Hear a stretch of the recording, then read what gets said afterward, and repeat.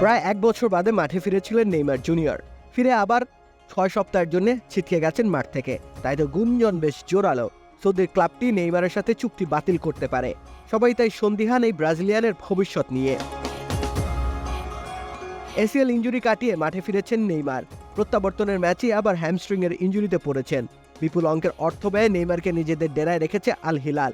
১ বছর নেইমারের কাছ থেকে কোনো ধরনের সার্ভিস পায়নি ক্লাবটি। এখন আবার নতুন ইনজুরি। অন্যদিকে ইনজুরির সাথে নেইমারের গভীর সখ্যতা রয়েছে। এসব কিছু বিচারে আল হিলাল চুক্তির মেয়াদ শেষ হওয়ার আগেই সমাপ্তি রেখা টেনে দিতে পারে। যদিও নেইমার বেশ ইতিবাচক আল হিলালের টিকে যাওয়ার বিষয়ে।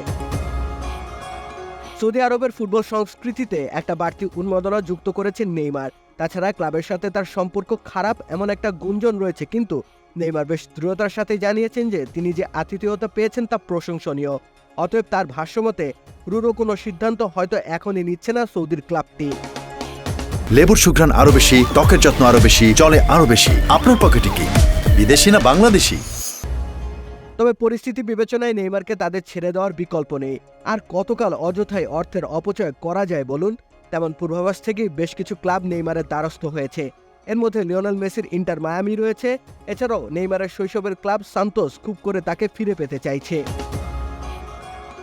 ইনজুরির কোলে দুলতে থাকা নেইমারের ভবিষ্যৎ কি তা সময় গড়ালেই হয়তো পরিষ্কার হবে।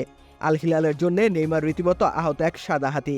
এর থেকে পরিত্রাণ পেলেই যেন বাঁচে ক্লাবটি। তাছাড়া নেইমারকে ছাড়াই গত মৌসুমে ১৬ পয়েন্টের ব্যবধানে সৌদি প্রো লিগ জিতেছে আল হিলাল। সুতরাং নেইমারকে ক্যারি করার বিশেষ কোনো কারণ নেই ক্লাবটির কাছে।